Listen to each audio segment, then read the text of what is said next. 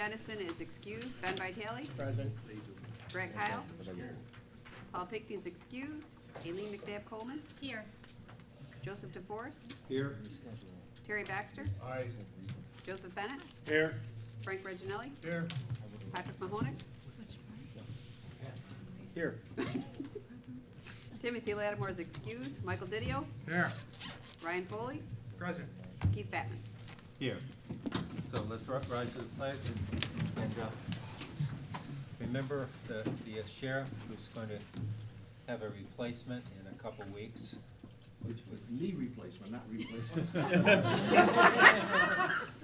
I was going to say something about personality, but you saved me the trouble, so.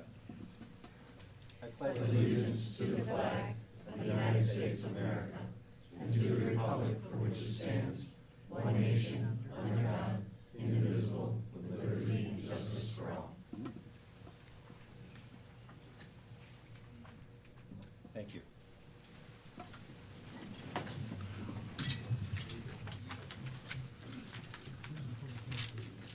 Okay, at this point, at 5:30, I'll open the public hearings on the three laws, one regulating secondhand dealers, one establishing an energy benchmarking requirements for certain Cayuga County municipal buildings, and the third one providing for salary increases for certain county officials appointed for fixed terms.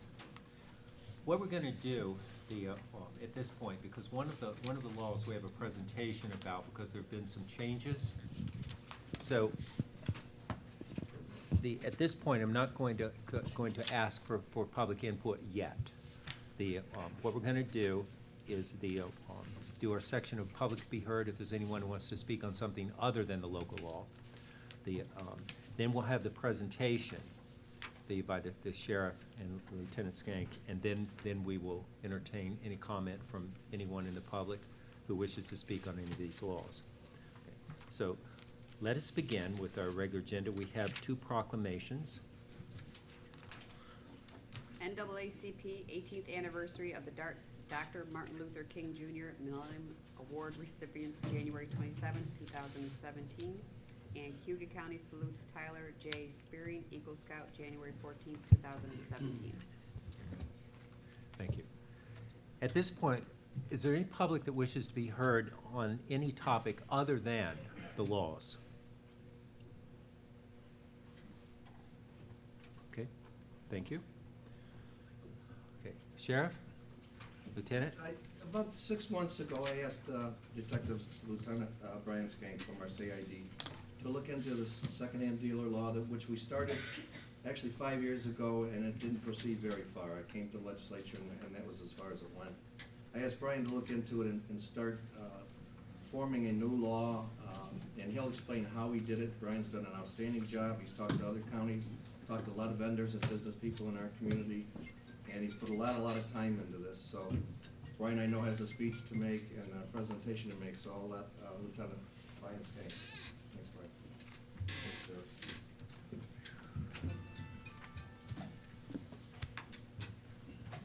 Good evening. I'd like to thank Chairman Batman and the legislative body for allowing me to present tonight, giving me the opportunity to provide some information regarding the pending secondhand dealers law proposal. As you know, we at the Sheriff's Office have been working on crafting a secondhand dealers law for Cayuga County to assist in our law enforcement efforts. It's our intent that this law aid in the tracking and recovery of stolen property while considering the impact of the law on local businesses. It is also our intent that this law aid in the identification of those abusing and selling illegal drugs, especially heroin, and help cut a funding stream that supports addiction in our community. I'd like to talk about some history and provisions of the law that I feel are important, the work that we in the law enforcement community do. I would also like to point out some cases that we've solved as a result of a secondhand dealer's law in a neighboring jurisdiction. And finally, I would like to share my own opinion as to why I believe that the adoption of a secondhand dealer law in Cayuga County is important. In 2013, the Onondaga County Legislature adopted their most recent secondhand dealer law. Last year, the Oswego County Legislature adopted a similar law that was created using the Onondaga County law as a template. Their law was adjusted to fit their needs, however, it is very similar to the Onondaga County law. number of months ago, the sheriff asked that we at the sheriff's office begin to explore the creation of a secondhand dealer's law here in Cayuga County. With the surge of heroin and other drug use in our area, often purchased by those abusing the drugs with proceeds from the theft and sale of stolen property, as well as the success that we had due to a neighboring law, it was our belief that we needed to adopt a law in Cayuga County. It also appeared that we had the support of other local law enforcement agencies, as well as District Attorney John Boodleman, to adopt a local law. District Attorney Boodleman has been involved in reviewing and editing our proposed law, and we appreciate his help. We started by looking at the Onondaga County law as well as the Oswego County law. They were similar, and in reviewing them, they generally appeared to address our goals in regulating the purchase and sale of secondhand property. They sought to regulate secondhand dealers, and in summary, they identified secondhand dealers as persons or entities that bought and sold secondhand articles, or in other words, goods sold at resale. The laws provided for dealer licensing requirements, exemptions for certain types of purchases and sales, purchase reporting, retention periods for items purchased, and penalties for failure to comply. It was our belief that there were also benefits in adopting a law that was similar to laws in neighboring counties. We took those laws and drafted a version of them that we believe will work for us here locally. When I use the word us, I don't just mean the law enforcement community, I mean all of us as a community, including the business owners that could be affected, as well as the public we serve and protect.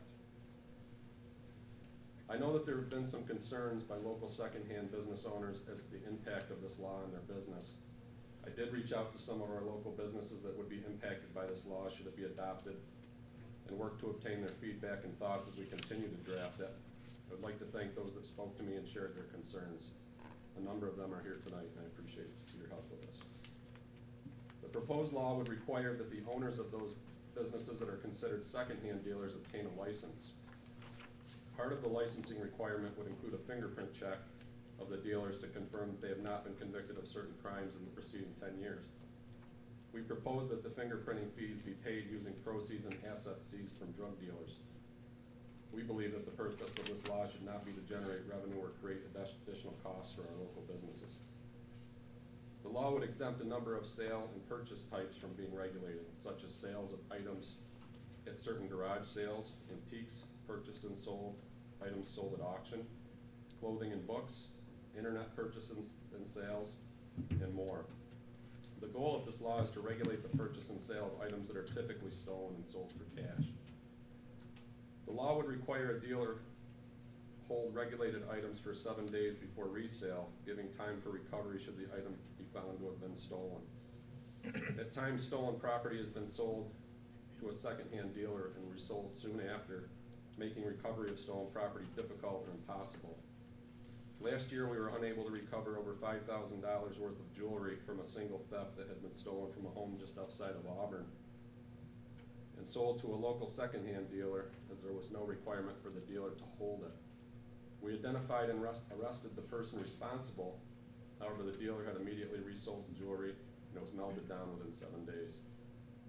We could have recovered the stolen items if we had this law in place.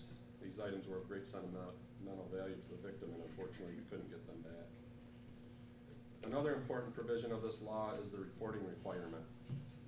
The dealers would be asked to upload purchase information online to an internet database maintained by a service called Leads Online. It is free for the dealers and easy to use. Information related to the identity of the seller and the item or items sold would be uploaded. Pictures of jewelry and precious metals would be uploaded as well. The law were adopted. This information would then be available to law enforcement. Leads Online currently has 3,800 law enforcement agencies nationwide using the system and over 22,000 businesses uploading information related to purchases. Dealers in Onondaga County are currently required to report to Leads Online, and the Oswego County Legislature will soon be considering an amendment to their law requiring the same. We at the Sheriff's Office currently utilize Leads Online. However, our secondhand dealers in Cayuga County do not report their purchases to the system at this time.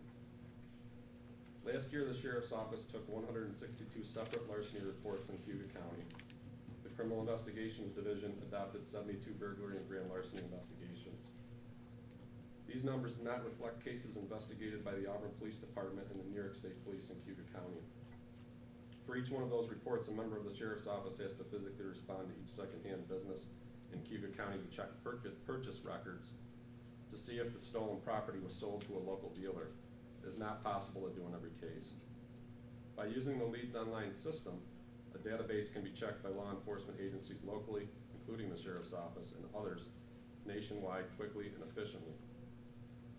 Should our law be adopted, law enforcement will spend much less time locally driving from secondhand dealer to secondhand dealer and more time solving crime, identifying and recovering stolen property, and reducing the cash available to drug and heroin users and dealers.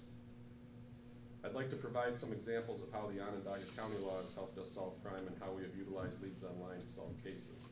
I'm not going to identify exact addresses or defendant names to protect the victims and due to the fact that some of the cases are still open. These are cases investigated by us at the Sheriff's Office. A residential burglary in the town of Cayuga was solved when a subject was identified through Leads Online selling stolen jewelry in Onondaga County that had been stolen in a local burglary. The subject was arrested and the stolen property was recovered. That defendant was a heroin addict.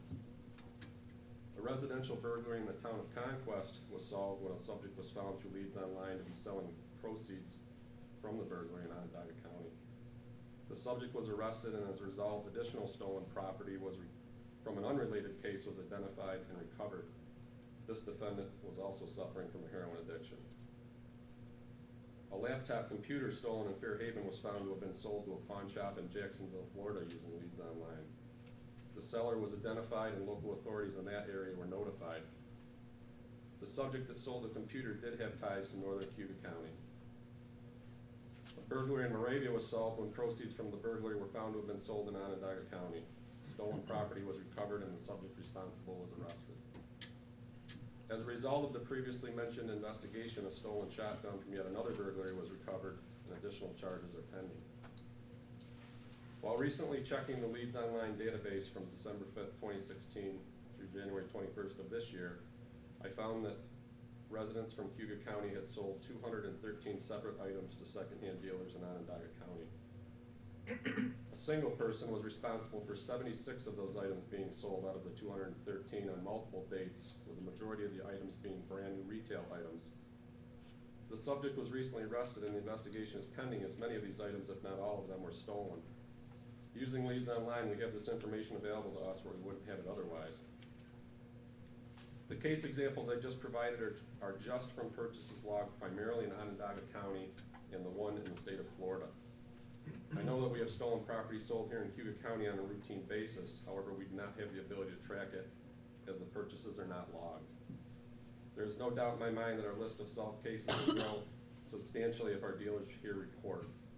I would also like to point out again that these are just cases connected to the Sheriff's Office.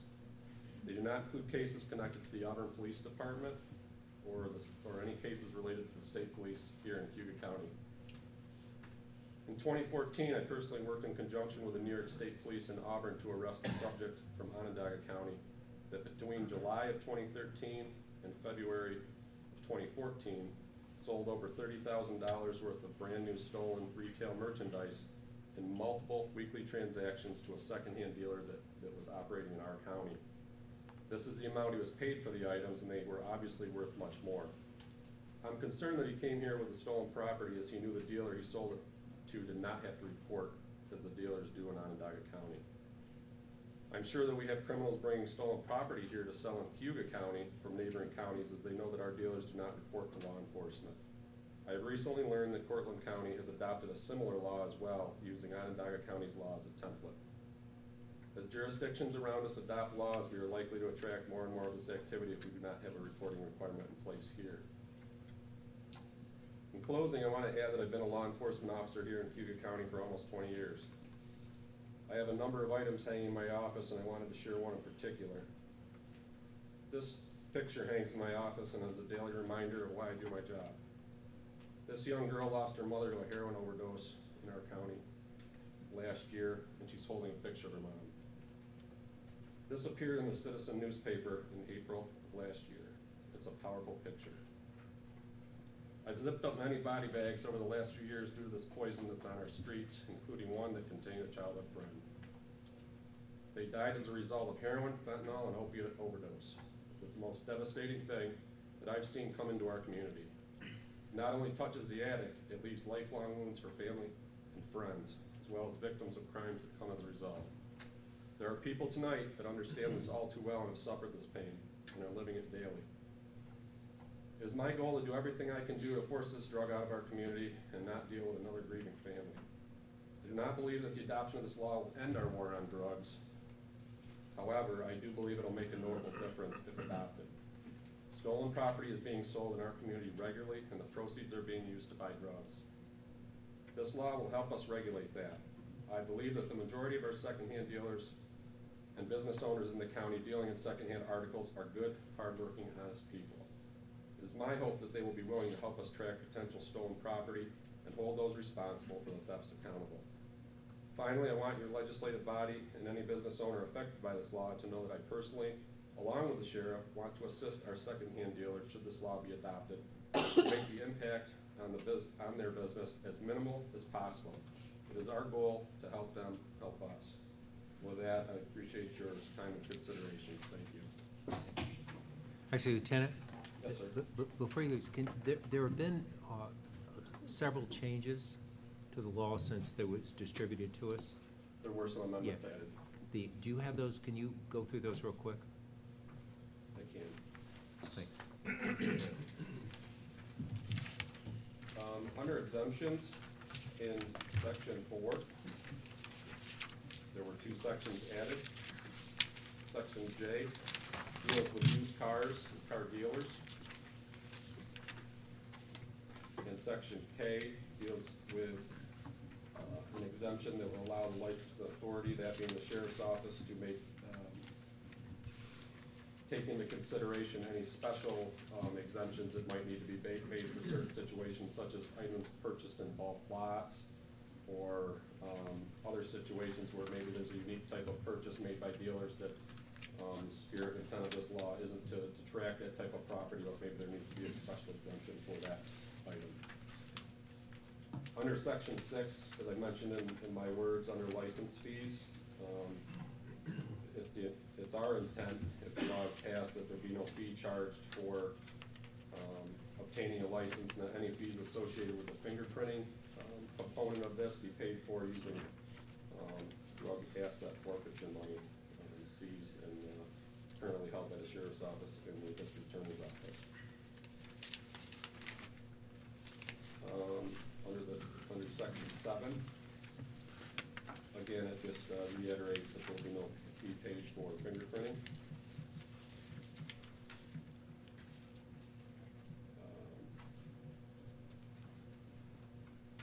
Under section 8, under licensing, that has to do with changes being made among any of the principals, officers, or operators of such a business, and ensuring that they provide fingerprint information to the licensing authority as well. Under section 9, under grounds for denial or revocation of a license, we did add certain sections that dealt with prior convictions for felonies related to drug charges. If the applicant is found to have been convicted of a felony drug charge or sale, they could be denied license for that conviction. And carry on to where that also a license could be revoked, a current license could be revoked if a license holder is convicted of those particular charges after having obtained the license.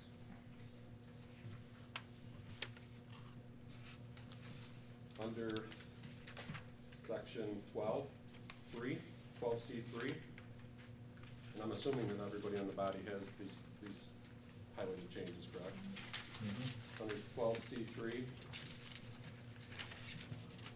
exceptions could be granted for the requirement to submit reports to leads online should there be a special circumstance, such as if somebody's in an area without internet service or doesn't have access to internet service. we would work with the dealer to try to come up with a way that the items purchased could be reported in a different manner, should that be necessary.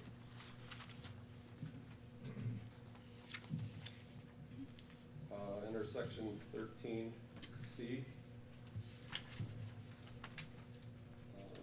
as a result of speaking with one of our local businesses, we added some verbiage relative to the purchase of new articles and how they would be authorized. One of the big problems that we have right now currently is that a lot of brand new retail items are stolen and sold to secondhand dealers. This section of the law dealt with that, but after speaking with one of our local businesses, it was obvious that we needed to further define what an authorized retailer or wholesaler was when it came to the purchase of new items by businesses that legitimately sell new items. And then under 14, under the penalty section, instead of the highlighted area being considered an unclassified misdemeanor without a definition of how long the punishment could be for a violation of that section, it was changed to a Class B misdemeanor pursuant to Section 5510 of the penal law. Thank you very much. Thank you, sir.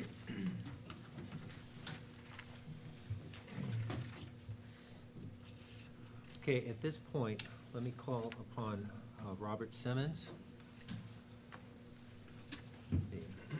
And Ms. Simmons, if you could state your name and address, and your comments are limited to 3 to 5 minutes, please. My name is Robert Simmons. For those of you that don't, I'm sorry, I live at 7 Green Links Turn, which is in the town of Owasco. For those that you don't know me, I own RJ Jewelers in Auburn Plaza. I wanted to acknowledge the work that Sheriff Gould and District Attorney Budelman and County Attorney Westfall and Brian Schoeneck have done towards this law. And I just wanted to discuss, I've been in the community for a little over 30 years. And through my business and personal home, I've got a very substantial investment in this community. And I think we need a workable law. This is a problem. But I think the way this law is being worded, there needs to be a differentiation between jewelers versus secondhand dealers, because the amount of secondhand product that a jeweler sells is a very small percentage of their sales. It tends to be estate jewelry. If you look at the laws in both Monroe and Erie County, they exempt businesses doing less than 15% of their volume from the requirements that Detective Schoeneck was just explaining. I looked it up today. We have 27,319 individuals on our current customer list. And I know my customers expect a level of professionalism and confidentiality when they come into my business to do business. I don't think the way this law is worded that I can assure my customers of any confidentiality. That information will be put out to 22,000 law enforcement agencies. And how would you like your personal information if you're going through a divorce? You've got an abusive spouse and you need to sell something to be able to get out of that situation. You need money and you're a prominent individual in the community. The other part of that, I don't actually know the answer, but we do a lot of estate work for local attorneys in terms of purchasing estates, valuing estates. I don't know how it might violate attorney-client privilege without getting into further discussion with them. If I have to be compliant with the leads end of this law, it would require me to hire an employee. Based on a $12 an hour salary, with benefit costs and taxes, that's going to cost me $36,000 a year to be compliant. I looked up the average age in 2016 of our clients selling us merchandise. It was 52 years old. And the average purchase price was $406. 74% of the clients selling were over the age of 40. The most concerning part that I haven't heard today is addressing the internet. Today I Googled sell gold and diamonds, and I got 9,490,000 hits in less than 1 second. There are no regulations on the internet.